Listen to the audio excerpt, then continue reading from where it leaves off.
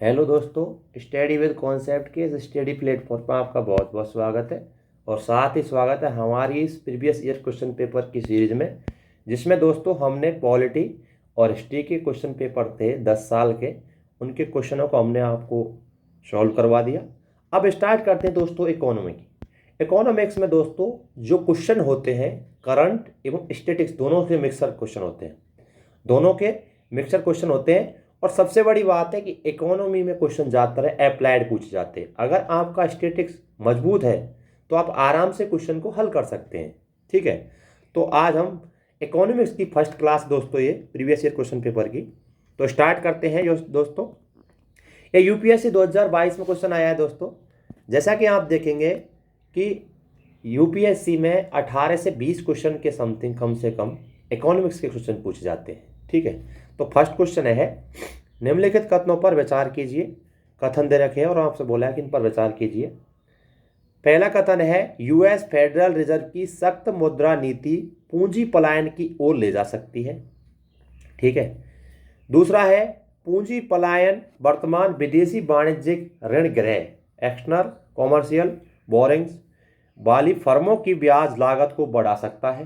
ठीक है, और तीसरा दे रखा है दोस्तों घरेलू मुद्रा का अवमूल्यन ईसीबी, जिसे हम कहते हैं विदेशी वाणिज्यिक ऋण ग्रह से संबंधित मुद्रा जोखिम को घटाता है। अब देखो दोस्तों, अगर आपने पढ़ा होगा कि विदेशी वाणिज्यिक ऋण ग्रह क्या होता है, अगर इसके बारे में पता हो आपको। इसके अलावा दोस्तों जैसे कि इंडिया में है रिजर्व बैंक, ऐसे ही अमेरिका में यूएस की फेडरल रिजर्व है। ठीक है, अब वही क्वेश्चन पूछा है। अगर आपने किसका मतलब बोलते हैं कि स्टेटिक्स पढ़ा है, इसका बेसिक पढ़ा है, तो आप क्वेश्चन को आराम से हल कर सकते हैं। जैसे आप पहले कथन को देखिए।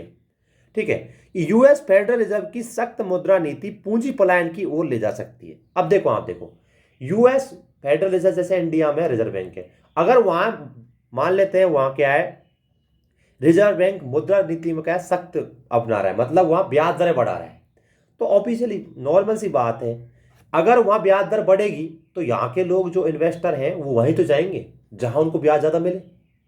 समझ रहे हो आप? मतलब क्वेश्चन को ऐसे अप्लाइड क्वेश्चन आते हैं यूपीएससी में जो इकोनॉमिक्स के होते हैं। एक बात बताओ, मान लेते इंडिया में हमने सख्त मौद्रिक नीति अपनाई। ठीक है, अब इंडिया में क्या किया हमने, ब्याज दरों को बढ़ा दिया। तो अब नॉर्मल सी बात है, अगर ऐसा कुछ हुआ तो सीधी सी बात है, उससे क्या है, मुद्रा का पलायन तो होगा ही होगा। इसमें बोला गया है कि यूएस फेडरल रिजर्व की सख्त मुद्रा नीति पूंजी पलायन की ओर ले जाती है। अगर फेडरल रिजर्व सख्त मुद्रा नीति अपनाती है यानी अपने ब्याज दरों को बढ़ाता है, तो अधिक प्रतिफल के कारण मुद्रा भारत से पलायन हो जाएगी, क्योंकि उनको इन्वेस्टर को लगेगा कि वहां पर ज्यादा ब्याज मिलेगा, तो इन्वेस्टर वहां ज्यादा भागेंगे। तो ये वाला कथन बिल्कुल सही है। दूसरा कथन को देखिए आप ध्यानपूर्वक। दूसरा कथन कह रहा है कि पूंजी पलायन वर्तमान विदेशी वाणिज्यिक ऋण वाली फर्मों की ब्याज लागत को बढ़ा सकता है। तो बिल्कुल बात ये सही है बिल्कुल दोस्तों, क्योंकि पूंजी पलायन के कारण भारतीय मुद्रा कमजोर हो जाएगी। अगर मान लेते हैं, एक बात बताओ, यहां से अगर पूंजी पलायन हुए, इन्वेस्टर यहां से गए, तो भारतीय मुद्रा वो कमजोर हो जाएगी, जिससे विदेशी वाणिज्यिक ऋण ग्रह की लागत बढ़ जाएगी। सीधी सी बात है, क्योंकि हम जानते हैं विदेशी जो इन्वेस्टर आते हैं, कहीं ना कहीं जो उनके जो मुद्रा होती है वो होती है दोस्तों डॉलर में। और डॉलर आपको समझ रहे हो, हमको डॉलर की जरूरत होती है। डॉलर की जरूरत इसलिए होती है कि हम आयात करते हैं विदेशों से, तो हमको डॉलर की जरूरत होती है। अगर हमारे डॉलर ही चले जाएंगे, मतलब इन्वेस्टर ने इन्वेस्ट किया, अगर वही चले जाएंगे तो हमारे पास डॉलर नहीं होगा। तो कहीं ना कहीं हमारे क्या है, ये बोल रखा है ना कि फर्मों की ब्याज लागत की बढ़ा सकता है, बिल्कुल बढ़ा सकता है दोस्तों। लेकिन आप तीसरे कथन को ध्यान से देखिए दोस्तों, कि घरेलू मुद्रा का अवमूल्यन, मतलब घरेलू मुद्रा का अवमूल्यन का मतलब है कि मुद्रा का अवमूल्यन से तात्पर्य है कि सरकार द्वारा जानबूझकर अपनी मुद्रा का मूल्य गिरा देना। जैसे पहले कोई चीज $1 में मान लें 70 रुपए की थी, अब वो चीज ₹1 की, $1 जो है 80 रुपए कर दी। तो ये बोला है कि घरेलू मुद्रा का अवमूल्यन ईसीबीएस के संबंध मुद्रा जोखिम को घटाता है, नहीं बल्कि बढ़ाता है दोस्तों। अगर अवमूल्यन होगा तो बढ़ाएगा ना, ये कथन हो गया गलत। तो पहला और दूसरा कथन बिल्कुल सही दोस्तों। अब देख लीजिए, इसमें आपने अप्लाइड क्वेश्चन है, इसमें इसमें कुछ अलग से बात नहीं थी। अगर आप इसके बारे में जानते हैं कि अगर सख्त मौद्रिक नीति अपनाएंगे तो क्या होगा, फिर इसके अलावा विदेशी वाणिज्य ऋण गृह क्या होता है, इसके बारे में आपको पता हो, तो ये बेसिक बेसिक चीजें आपको पता हो, तब आप क्वेश्चन को सॉल्व कर पाएंगे। समझ गए? तो इसका आंसर हो दोस्तों ए। अब इसके बारे में थोड़ा सा मैं बताता हूँ आपको, जैसे इस क्वेश्चन के बारे में, यदि यूएस फेडरल रिजर्व सख्त मुद्रा नीति अपनाता है, यानी अपनी ब्याज दरों को बढ़ाता है,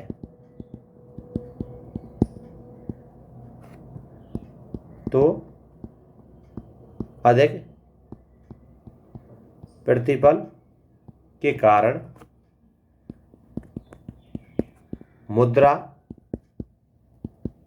भारत से पलायन होने लगेगी, क्योंकि वहाँ ज़्यादा मिल रहा है ब्याज ज़्यादा मिल रहा है दोस्तों, पलायन करती है। जैसा कि पहला कथन पूछा है हमसे, तो ये बात बिल्कुल सही थी। दूसरे कथन की बात करते हैं कि जो पूंजी पलायन होता है दोस्तों, उसके कारण क्या होता है, उसके कारण जो भारतीय मुद्रा है वो तो हो जाएगी कमज़ोर,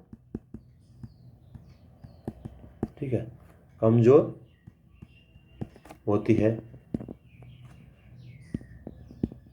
जिससे विदेशी वाणिज्यिक ऋण ग्रहण की लागत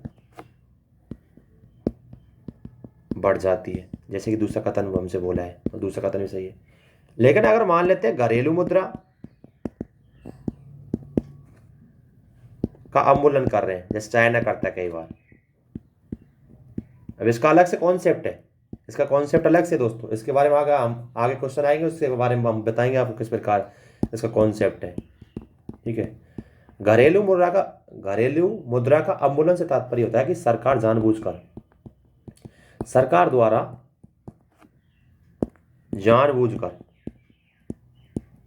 जानबूझकर अपनी मुद्रा के मूल्य को गिरा देना,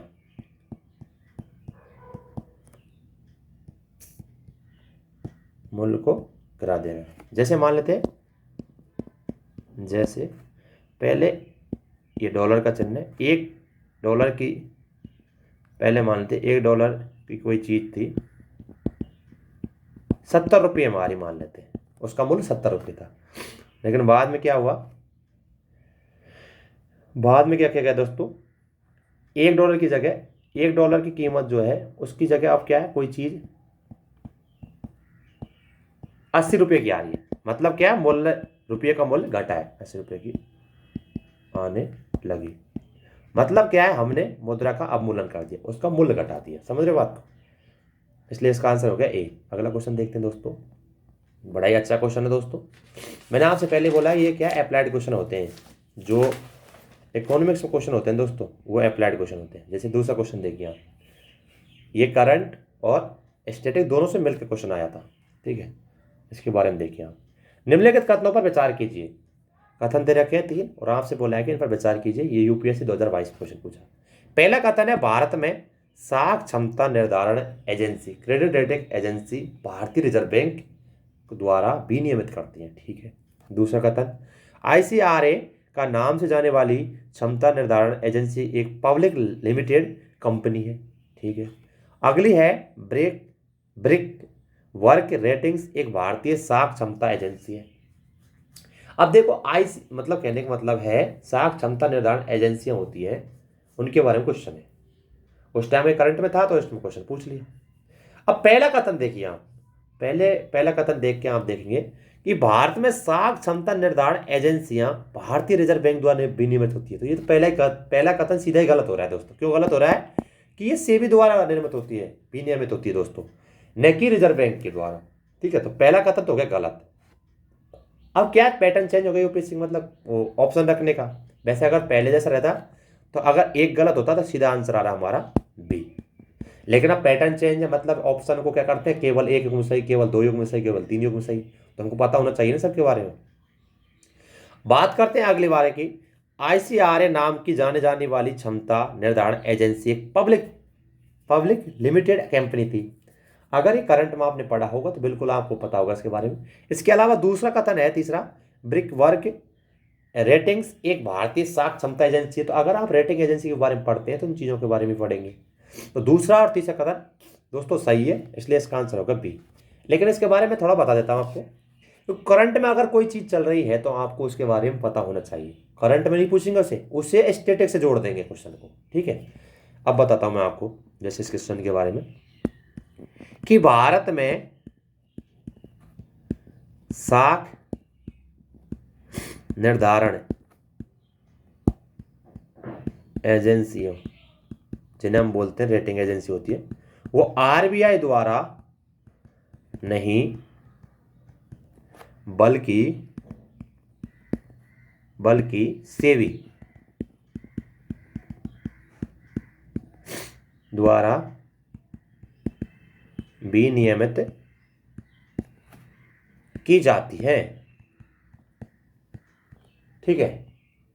इसके अलावा ICRA एक भारतीय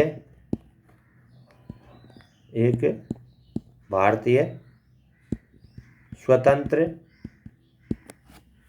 और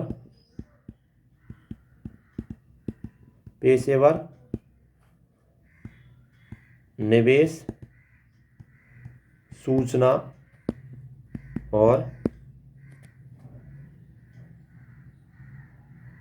क्रेडिट रेटिंग एजेंसी है। ये बात बिल्कुल सही है, जैसे दूसरे कथन की बात करते हैं। इसके अलावा दोस्तों वह क्या था, 13 अप्रैल 2007 को बॉम्बे स्टॉक एक्सचेंज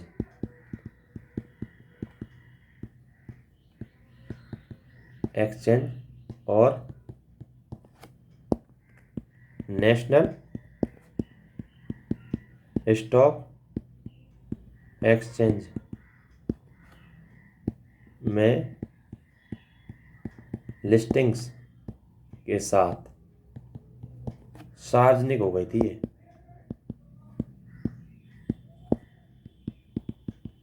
पहले तो प्राइवेट हो सकती है लेकिन पहले बाद में सार्वजनिक हो गई। इसके अलावा दोस्तों ये बात करते हैं ब्रिकवर्क रेटिंग एजेंसी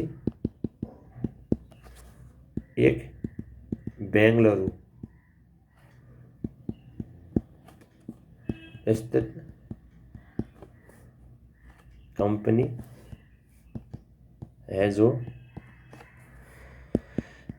2008 में भारतीय प्रतिभूति, जिसे हम सेबी कहते हैं, और विनिमय बोर्ड सेबी के साथ पंजीकृत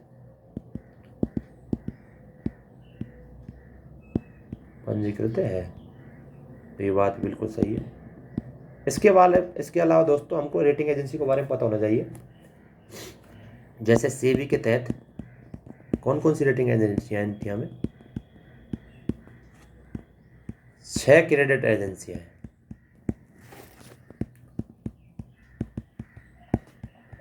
हैं।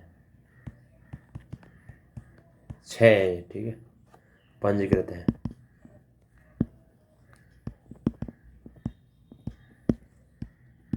जैसे 6 क्रेडिट रेटिंग एजेंसियां हैं, जिसमें कौन कौन सी, जैसे की बात करते हैं हम। पहली है, मैं लिख देता हूँ आपके सामने, क्रिसिल करके कुछ एजेंसी है। उसके बाद दोस्तों ICRA, उसके बाद दोस्तों केयर, उसके बाद है स्मेरा, उसके बाद है फिच इंडिया, और उसके बाद दोस्तों ब्रिकवर्क रेटिंग्स, ठीक है। तो ये एजेंसियां हैं। अब थोड़ा सा क्या है, करंट से था स्टैटिक, दोनों से क्वेश्चन पूछ लिया, ठीक है। अगला क्वेश्चन देखते हैं दोस्तों। अगला भी 2022 से क्वेश्चन पूछा है, बड़ा ही सिंपल क्वेश्चन है दोस्तों। और ये क्वेश्चन रिपीट है, शायद 2019 में ऐसा क्वेश्चन पूछा गया। बोर्ड ऑफ ब्यूरो BBB के संदर्भ में निम्नलिखित कथनों पर विचार कीजिए। RBI का गवर्नर BBB का चेयरमैन होता है। दूसरा है बोर्ड ऑफ ब्यूरो BBB सार्वजनिक क्षेत्र के बैंकों के अध्यक्षों के चयन के लिए संतुष्टि प्रस्तुत करता है। और तीसरा है BBB सार्वजनिक क्षेत्र बैंकों को कार्य नीति और पूंजीवर्धन योजनाओं को विकसित करने में मदद करता है। अब देखो, पहले क्या सीधी सी बात है, पहला कथन तो गलत हो ही जाएगा। क्यों होगा दोस्तों? कि RBI का गवर्नर नहीं होता BBB का चेयरमैन, तो ये तो हो जाएगा गलत। अगर हम कथनों पर देखें तो आंसर हमारा सीधा निकल रहा है, लेकिन अब पेयर चेंज हो चुके हैं, केवल एक युग्म केवल दो युग्म वाले क्वेश्चन आ गए। थोड़ा सा हमको पता होना चाहिए इसके बारे में। जैसे हम बात करते हैं कि BBB का अध्यक्ष कौन होता है, सॉरी चेयरमैन कौन होता है, तो मैं आपको बता दूं, आपको जानकारी के लिए दोस्तों, RBI का गवर्नर इसका चेयरमैन नहीं होता, केंद्र सरकार द्वारा नियुक्त किया जाता है एक अध्यक्ष। ठीक है, तो अब इसके बारे में बताता हूं। तो पहला कथन गलत है, बाकी दो और तीन सही है अगर आपने पढ़ा हो तो इनके बारे में। लेकिन मैं आपको बताता हूं इसके बारे में थोड़ा सा। BBB के अध्यक्ष 3 पदेन सदस्य अर्थात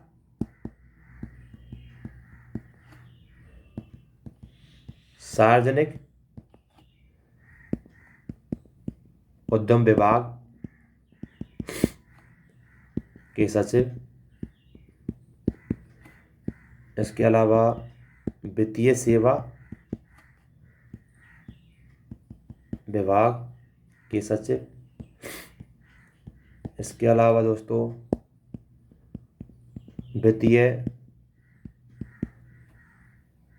वित्तीय सेवा विभाग के सचिव हो गए।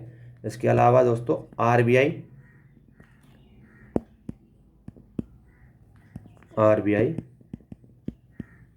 के उप गवर्नर और 5 विशेषज्ञ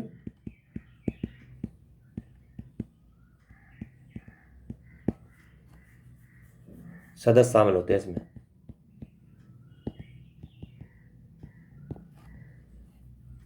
होते हैं और जिसमें 2 निजी क्षेत्र से होते हैं। ठीक है, इसके अलावा दोस्तों जो अध्यक्ष का चयन, जिसे हम चेयरमैन करें, यहाँ पे चयन केंद्र सरकार करती है, किया जाता है। RBI का गवर्नर इसका प्रमुख नहीं होता।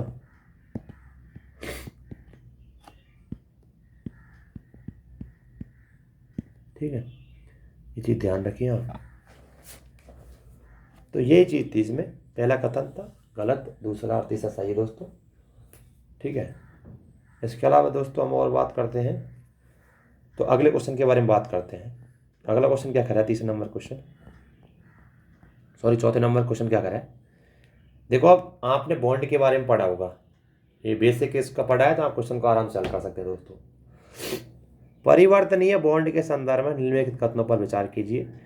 तो पहला कथन है, चूंकि बॉन्ड की इक्विटी के बदलने का विकल्प है, परिवर्तनीय बॉन्ड अपेक्षाकृत कम ब्याज का भुगतान करते हैं। ठीक है, इक्विटी के बदलने का विकल्प बॉन्ड धारक को बढ़ती हुई उपभोक्ता कीमतों की संलग्न इंडेक्सेशन की मात्रा प्रदान करता है। अगर आपने परिवर्तनीय बॉन्ड के बारे में पढ़ा हो तो ये आराम से इस क्वेश्चन को हल कर सकते थे। तो दूसरी दोनों बात बिल्कुल सही दोस्तों। अब इसके बारे में मैं आपको बताता हूँ। तो मैंने पहले बोला, अगर इकोनॉमिक्स आपको करना है, ढंग से तैयार करना है दोस्तों, तो आपको बेसिक बिल्कुल मजबूत होना चाहिए। एक एक टर्मिनोलॉजी आपको पता होनी चाहिए, एक जैसे परिवर्तनीय बॉन्ड होते क्या है इसके बारे में पता होना चाहिए। बाद में तभी तो कर पाएंगे आप इन क्वेश्चनों को। आपको यही पता नहीं है परिवर्तनीय बॉन्ड होते क्या है, तो आप क्वेश्चन को हल ही नहीं कर सकते। ठीक है, लेकिन मैं बताता हूँ इसके बारे में। परिवर्तनीय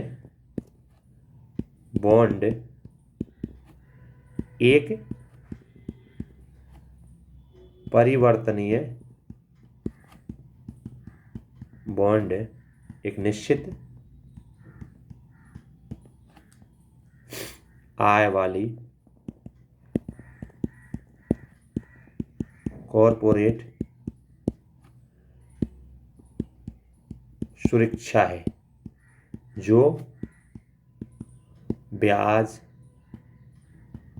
भुगतान देती है, लेकिन इसे सामान्य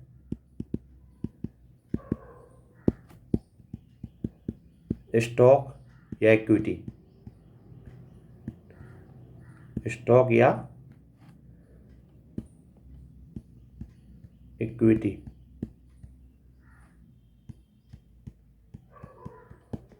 शेयरों की पूर्व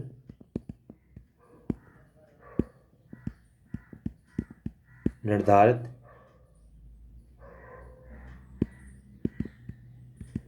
संख्या में परिवर्तित किया जा सकता है। ठीक है, तो ये क्या है दोस्तों, एक कॉर्पोरेट सुरक्षा होती है कि ब्याज के भुगतान किया जाते हैं इस पे, और इसे सामान्य स्टॉक द्वारा इक्विटी शेयर को भी पूर्ण निर्धारित संख्या में परिवर्तन किया जा सकता है, इसका ये सिस्टम होता है। तो पहला कथन हो गया 10 सही। दूसरी बात करते हैं दोस्तों इक्विटी के लिए बदलने का विकल्प बूंदधारक को उस समय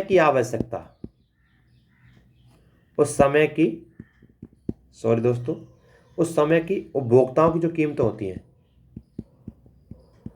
उपभोक्ता कीमतों में संलग्नता प्रदान करता है। ठीक है,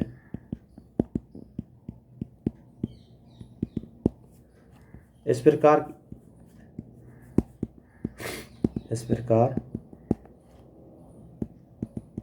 बॉन्ड धारक जो होते हैं, बॉन्ड धारक को मुद्रास्फीति के सकारात्मक प्रभाव से बचाता है ऐसे।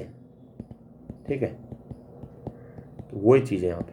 तो दोनों कथन बिल्कुल सही दोस्तों। अगर आपने परिवर्तनीय बॉन्ड के बारे में पढ़ा है तो आप इस क्वेश्चन को आराम से कर सकते हैं, अगर आपने नहीं पढ़ा तो इस क्वेश्चन को नहीं कर सकते। तो इसलिए मैं कह रहा हूं आपको यहाँ पर बेसिक मजबूत होना चाहिए। ठीक है, अगला क्वेश्चन देखते हैं दोस्तों, और बड़ा ही अच्छा क्वेश्चन है, ये रिपीट क्वेश्चन दोस्तों, ये 2 बार रिपीट हो चुका है। क्वेश्चन क्या बोला है, निम्नलिखित में से किसी अर्थव्यवस्था के मुद्रा गुणांक में वृद्धि होती है? इसे बोलते हैं दोस्तों, क्या बोलते हैं, मनी मल्टीपल। ठीक है, क्या बोलते हैं दोस्तों, मनी मल्टीप्लायर। कि मतलब मुद्रा का किस प्रकार से, एक ऐसा मुद्रा, जैसे मान लेते हैं हमारे पास पैसे हैं, हम क्या करेंगे, बैंक में जमा कराएंगे। बैंक क्या है, किसी को लोन देगी, लोन से वो दूसरे के पास जाएंगे। तो मेरी मतलब मुद्रा का मल्टीप्लायर हो रहा है, मतलब एक मुद्रा किसी और के पास जा रही है, वो किसी चीज में इन्वेस्ट कर रहा है। तो यही होता है मनी मल्टीप्लायर। वही पूछा है हमसे कि निम्नलिखित में से किसी अर्थव्यवस्था में मुद्रा गुणक के वृद्धि होती है। जैसा पहला क्या है, बैंकों में आरक्षित नकदी निधि अनुपात में वृद्धि करना। अरे आरक्षित मतलब रिजर्व रख लेंगे तो मतलब क्या होगा भाई, इससे तो कोई मतलब नहीं कर रहा। रिजर्व रख लेंगे तो सीधी सी बात है, वो पैसा लोगों के पास ही नहीं जाएगा, तो इन्वेस्ट ही नहीं होगा, तो मुद्रा कैसे, मतलब बाजार में मनी कैसे पहुंचेगा? ये तो गलत हो गया। दूसरा है बैंकों की सामुदायिक चल निधि अनुपात में वृद्धि, ये भी गलत है दोस्तों। ठीक है, और तीसरा है लोगों की बैंकिंग आदतों में वृद्धि, और चौथा है देश की जनसंख्या में वृद्धि। जनसंख्या का कोई मतलब ही नहीं निकलता दोस्तों। हाँ, तीसरी बात बिल्कुल सही है कि लोगों की बैंकिंग आदतों में वृद्धि तभी क्या है, मुद्रा गुणक में वृद्धि होती है। मान लेते हैं मैंने क्या पैसे जमा कराए बैंक में, बैंक ने किसी तीसरे बंदे को लोन पे दे दिया, मतलब अगर मैं पैसे को जमा ही नहीं कराता तो बैंक में नहीं पहुंचता, तो बैंक के पास पैसे नहीं होते तो लोन नहीं देते, और लोन नहीं देते तो इन्वेस्टर इन्वेस्ट नहीं करते। समझ रहे हो, एक चीज एक दूसरे से चीज जुड़ी हुई है। वही बोला है कि अगर लोगों की बैंकिंग आदत में वृद्धि होगी ना, तो मुद्रा गुणक में भी वृद्धि होगी, नॉर्मल सी बात है, ये बेसिक क्वेश्चन था। ठीक है, इसलिए इसका आंसर दोस्तों क्या हो जाएगा, इसका आंसर हो जाएगा सी, लोगों की बैंकिंग आदतों में वृद्धि, ये इसका आंसर है। ठीक है, इसमें समझने कोई अलग से कोई चीज़ नहीं थी, ये अलग से क्या है दोस्तों, इसका मतलब एक प्रकार से कॉन्सेप्ट है इसका, मुद्रा गुणक, जिसे हम खेलते हैं मनी मल्टीप्लायर। ठीक है, इसके अलावा दोस्तों अगला क्वेश्चन देखते हैं, बड़ा ही अच्छा क्वेश्चन है, यह आरबीआई संबंध क्वेश्चन है, ये 2021 में क्वेश्चन पूछा गया था। क्वेश्चन है कि भारत में अंतिम उधारदाता, लेंडर ऑफ लास्ट रिसोर्ट के रूप में केंद्रीय बैंक के कार्य सामान्यतः निम्नलिखित में से क्या सम्मिलित हैं। पहला है, अन्य स्रोतों से ऋण प्राप्ति में विफल होने पर व्यापार एवं उद्योग निकायों को ऋण प्रदान करती है।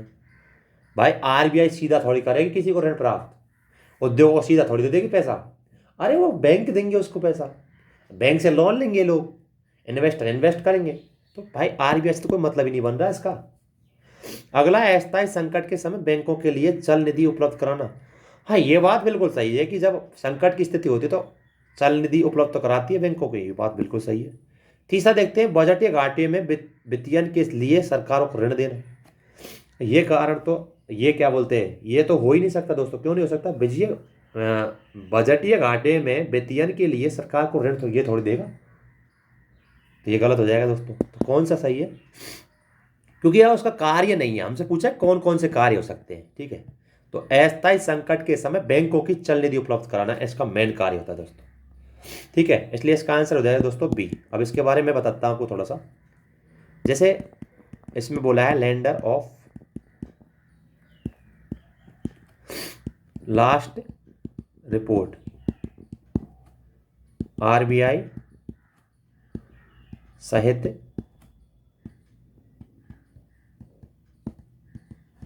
केंद्रीय बैंकों का एक विशेष कार्य है।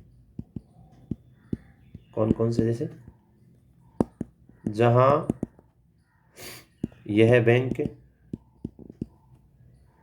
जैसे वित्तीय संस्था को समर्थन देने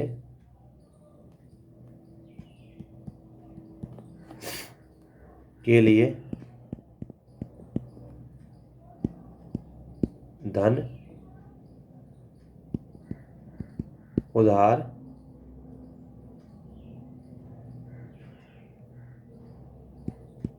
देता है, और जब बाद में गंभीर तरलता की समस्या का सामना करना पड़ता है जब। ठीक है, इसके अलावा दोस्तों लेंडर ऑफ लास्ट रिसोर्ट, इस प्रकार का एक बैंक है, बैंकों के लिए अस्थायी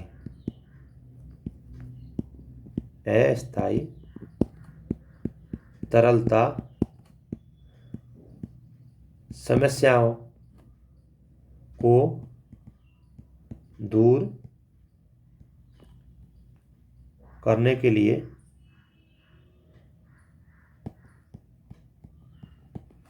है। ठीक है, तो वही चीज़ है भाई, ये सीधा ये देखा है ना क्वेश्चन, पहला कथन व्यापार उद्योगों को सीधा अभी आरबीआई ऋण नहीं देता, ध्यान रखना। ठीक है, इसलिए इसका आंसर दोस्तों दो, इसका कार्य मेन यही है कि अस्थायी संकट के समय बैंकों की चल निधि उपलब्ध कराता है। ठीक है, अगला क्वेश्चन देखते हैं दोस्तों, अगला क्वेश्चन क्या कह रहा है, अगला क्वेश्चन क्या कह रहा है, भारत में शहरी सहकारी बैंकों के संदर्भ निम्नलिखित कथनों पर विचार कीजिए। जैसा कि आप देखते हैं कि शहरी सहकारी बैंक हो गई, पेमेंट बैंक हो गई और लघु वित्तीय संस्थाएं हो गई, इनके बारे में क्वेश्चन आते हैं। तो वही क्वेश्चन पूछा है 2021 में, शहरी सहकारी बैंकों के बारे में कथन दे रखे 3, पूछा कौन से सही है। पहला, राज्य सरकार द्वारा स्थापित स्थानीय मंडलों द्वारा उनका पर्यवेक्षण और विनियमित किया जाता है।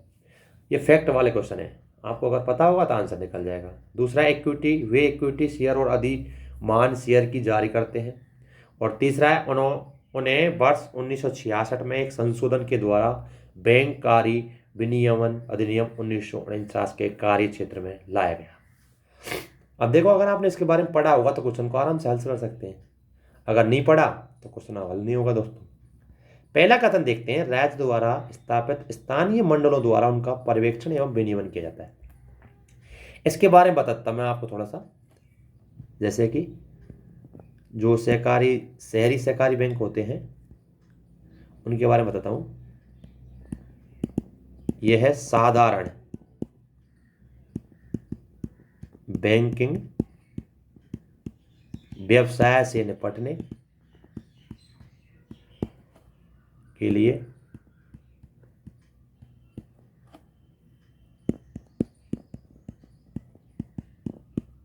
सहकारी आधार पर स्थापित एक संस्था है। ठीक है। दूसरी बात, ये सहकारी ऋण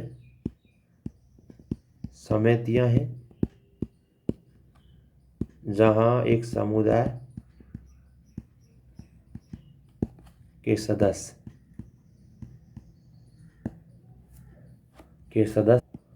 सदस्य शर्तों पर एक दूसरे को ऋण देने के लिए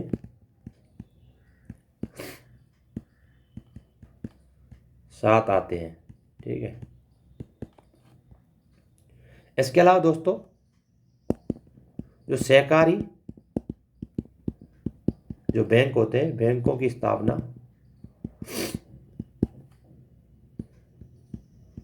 शेयरों के माध्यम से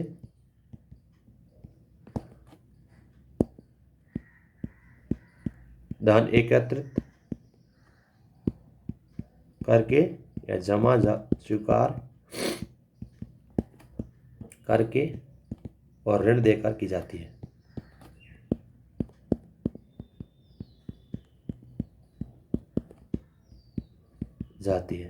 और बची बात दूसरी दोस्तों, तीसरा कथन, तो ये बात बिल्कुल सही है कि वर्ष 1966 में एक संशोधन के द्वारा बैंककारी विनियमन अधिनियम 1949 के कार्य क्षेत्र में लाया गया। तो दूसरा तीसरा कथन सही है दोस्तों, पहला कथन हो जाएगा गलत। ये क्या फैक्ट वाला क्वेश्चन था, इसके बारे में आपको पता है क्वेश्चन कर सकते थे, नहीं पता तो गलत हो जाता है क्वेश्चन, इसलिए इसका आंसर दोस्तों बी। ठीक है। अगला क्वेश्चन देखते हैं दोस्तों। अगला क्वेश्चन क्या कर रहा है, ये भी 2021 में क्वेश्चन आया है, बड़ा ही अच्छा क्वेश्चन है, ये भी अप्लाइड क्वेश्चन है। आपसे क्वेश्चन में पूछा क्या गया है, भारतीय सरकारी बॉन्ड प्रतिफल निम्नलिखित में से किससे या किन से प्रभावित होते हैं। सरकारी बॉन्ड जो होते हैं उनका प्रतिफल जो है, उनसे बोला है कि हमको ये 3 ऑप्शन दे रखे हैं, इनसे बोला कि कौन कौन से ये प्रभावित होते हैं। पहला है यूनाइटेड स्टेट फेडरल रिजर्व की कार्रवाई, दूसरा है भारतीय रिजर्व बैंक की कार्रवाई, और तीसरा है मुद्रास्फीति एवं अल्पावधि ब्याज दर। अब देखो इसके बारे में पता है, देखो मैं कैसे बताता हूं आपको। पहले आपको पता होना चाहिए बॉन्ड के बारे में। अब बताता हूं मैं आपको बॉन्ड के बारे में। बॉन्ड यील्ड आपने सुना होगा, ये क्या है, रिटर्न होता है, वह रिटर्न है जो निवेशकों को बॉन्ड पर मिलता है। किस पर मिलता है दोस्तों, बॉन्ड पर मिलता है। बॉन्ड जारीकर्ता द्वारा निवेशकों को आकर्षित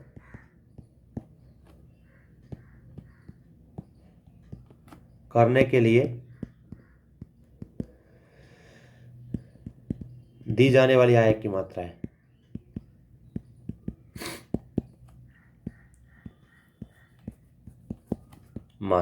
यहां आपने पढ़ा ही होगा, बेसिक था इसका। जैसे मान लेते हैं हम, जैसे जैसे बॉन्ड की कीमत बढ़ रही है, ठीक है।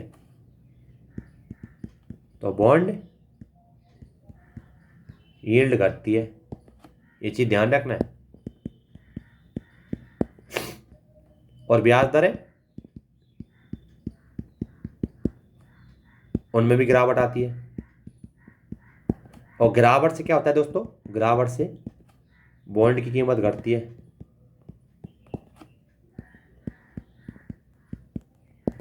और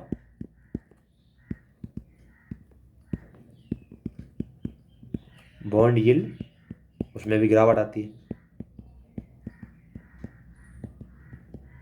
कहने का मतलब क्या है, बॉन्ड की कीमत बढ़ी तो बॉन्ड की यील्ड घटेगी, यील्ड घटेगी तो ब्याज दर भी घटेगी, तो बॉन्ड की कीमत भी घटेगी। ये एक रिलेशन है, ठीक है। अब क्वेश्चन पाते हैं। हमसे बोला है कि सरकारी बॉन्ड प्रतिफल क्या प्रभावित पड़ेगा, किन किन से, तीनों से। अब देखो, जैसे तीन ऑप्शन वो देते हैं। जैसे मान लेते हैं यूएस फेडरल रिजर्व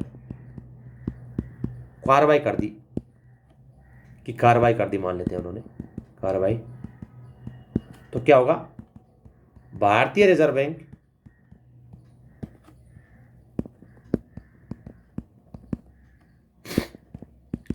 इसकी भी कार्रवाई होगी, क्योंकि इसमें दे रखा है दोनों की, ठीक है।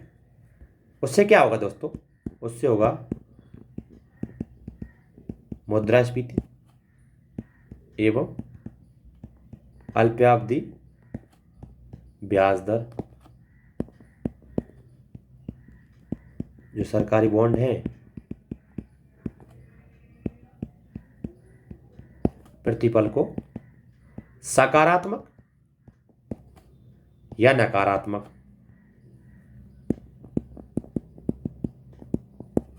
रूप से प्रभावित करेंगे। समझ गए, ये तो हमसे पूछा है, तो तीन ऑप्शन सही है इसमें, तो पहला दूसरा तीसरा तीनों सही है, इसलिए इसका आंसर हो जाएगा डी। इसके अलावा दोस्तों, जो मुद्रास्फीति होती है, मुद्रास्फीति वो क्या होती है,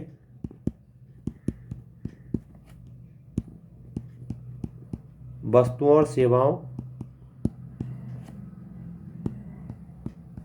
के लिए कीमतों में वृद्धि।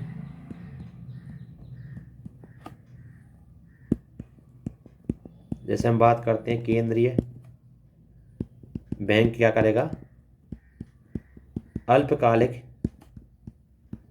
ब्याज दरों को बढ़ा देगा फिर,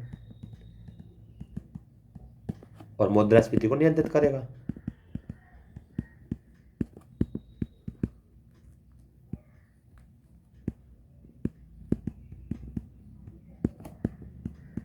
मेरा कहने का मतलब है, अगर सरकारी बॉन्ड प्रतिफल के बारे में पूछा है हमसे, तो तीनों की वजह से एक प्रभाव पड़ेगा, ठीक है। इसके इसलिए आंसर हो जाएगा दोस्तों इसका डी। अब ये क्या अप्लाइड क्वेश्चन है, सब जो भी क्वेश्चन है दोस्तों ये सब अप्लाइड क्वेश्चन है, इसमें आप अलग से कुछ नहीं कर सकते। आपने अगर बेसिक पढ़ा है तो क्वेश्चन का आंसर लगा सकते हैं, ठीक है। अगला क्वेश्चन देखते हैं दोस्तों। अगला क्वेश्चन क्या कह रहा है, बड़ा ही अच्छा क्वेश्चन है दोस्तों।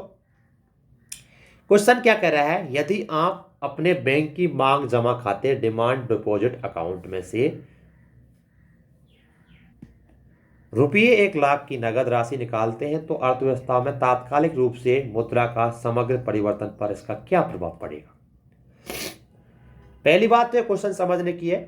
मान लेते हैं मैंने कुछ बैंक से निकाला, कितना, 1 लाख रुपये, तो कह रहा है कि भाई तात्कालिक रूप से मुद्रा का समग्र परिवर्तन पर क्या प्रभाव पड़ेगा। नॉर्मल सी बात है, अगर मान लेते हैं मैं पैसा निकाल रहा हूं तो कहीं ना कहीं तो लगाऊंगा, तो उससे तो क्या ही फर्क पड़ेगा, फर्क तो नहीं पड़ेगा। लेकिन हम देख लेते हैं, इसमें पहला कथन दे रखा है, मुद्रा की समग्र पूर्ति पर 1 लाख की कमी होगी, गलत।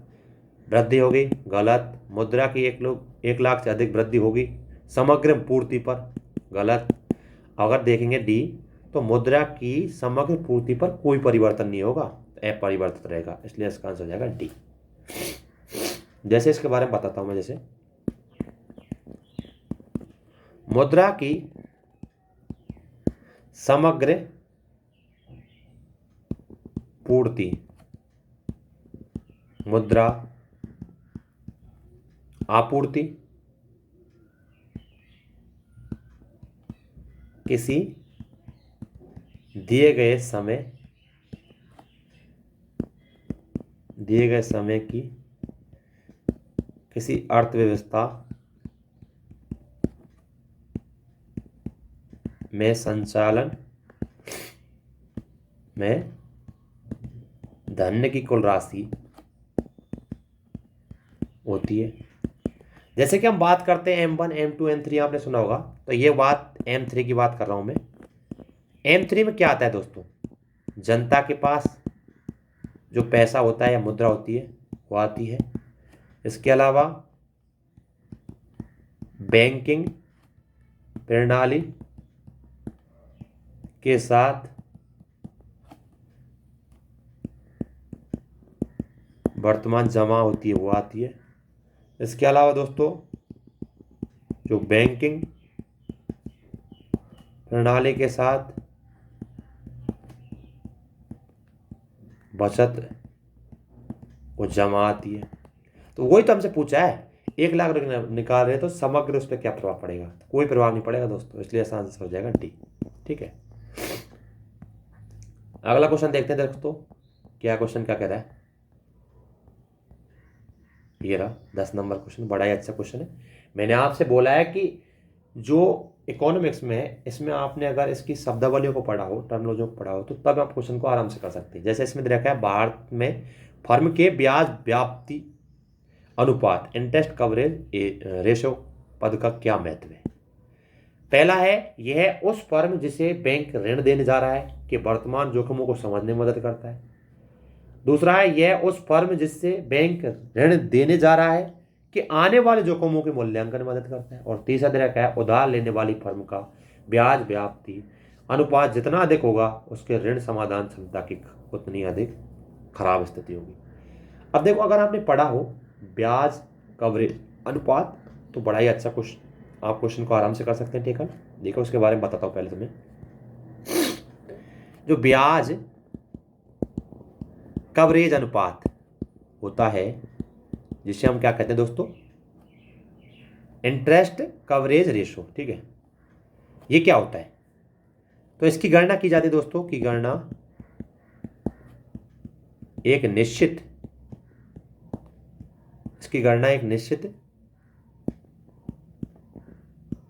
अवधि के दौरान किसी कंपनी की ब्याज और करों में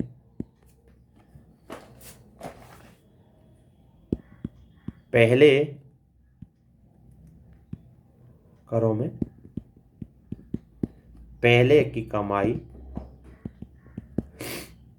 को उसके ब्याज व्यय से विभाजित करके की जाती है।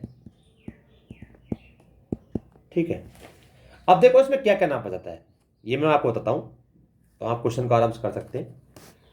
कलर चेंज कर लेता हूं। देखो, एक वीडियो थोड़ी लंबी हो गई, लेकिन क्या है कि जो इकोनॉमिक्स में इसमें क्या दोस्तों कॉन्सेप्ट होते हैं, तो कॉन्सेप्ट को बताने में थोड़ा टाइम लग जाता है। ठीक है, जो ब्याज कवरेज अनुपात से क्या लगाया जाता है, देखो इसका प्रयोग किया जाता है दोस्तों किस किस में, जैसे कि जो कोई फर्म हमसे ऋण ले रही है, मान लो कंपनी बैंक से फर्म ऋण ले रही है, उसकी जो ऋण ले रही है फर्म उसकी ब्याज अनुपात से पता लगाता है कि भाई ये ऋण ले रही है, इनकी स्थिति कैसी है। जैसे पहले बात है ना, ये उस फर्म जिसे बैंक ऋण देने जा रहा है उसकी वर्तमान जोखिम को समझने में, ये बात बिल्कुल सही है। एक तो जोखिम को समझने में, कौन सी जोखिम, वर्तमान जोखिम, कि भाई पैसा मिलेगा वापसी नहीं मिलेगा। दूसरी बात, भविष्य के जोखिम को भी समझने में सॉरी दोस्तों। लेकिन जो तीसरा कथन दे रखा है हमको, उधार लेने वाली फर्म का ब्याज व्याप्ति अनुपात जितना अधिक होगा उसका ऋण समाशोधन क्षमता उतनी खराब होगी, तो ये बात बिल्कुल गलत है। अगर भाई उसका सॉरी दोस्तों, अगर उसका क्या है दोस्तों, उसका अनुपात अच्छा होगा तो इसका मतलब क्या है, वो ऋण को चुकाने में सक्षम होगा। तो ये बोला है कि उस ऋण समाशोधन क्षमता की खराब स्थिति होगी, तो ये गलत है, बल्कि सही होगी स्थिति। पहला और दूसरा कथन सही है, इसलिए इसका आंसर हो जाएगा दोस्तों ए। जैसा कि दोस्तों ये फर्स्ट वीडियो है, जो इकोनॉमिक्स के क्वेश्चन है, प्रीवियस ईयर क्वेश्चन, उसकी फर्स्ट वीडियो है दोस्तों। सबसे बड़ी बात क्या होती है क्वेश्चन में, इसमें क्या है, इकोनॉमिक्स में अप्लाइड क्वेश्चन होते हैं, रटने वाले क्वेश्चन नहीं होते इसमें। आपने अगर कॉन्सेप्ट पढ़ रखा है तो क्वेश्चन को आराम से कर सकते हैं। जैसे कि ये ब्याज व्याप्ति अनुपात हो गया। इसके अलावा अब हमने ऊपर पढ़े थे क्वेश्चन, जैसे देखे होंगे आपने ऊपर, ये पढ़ा आपने कि मुद्रा की समग्र पूर्ति, इसके अलावा मनी मल्टीप्लायर पढ़ा होगा आपने। मतलब बेसिक बेसिक क्वेश्चन है दोस्तों। अगर आपने इनके क्वेश्चन के मतलब एक प्रकार से स्टेटिक्स पढ़ा है और कॉन्सेप्ट आपका सही है, तो क्वेश्चन को आराम से कर सकते हैं दोस्तों। तो धन्यवाद दोस्तों, यहाँ तक बने रहने के लिए बहुत बहुत आपको।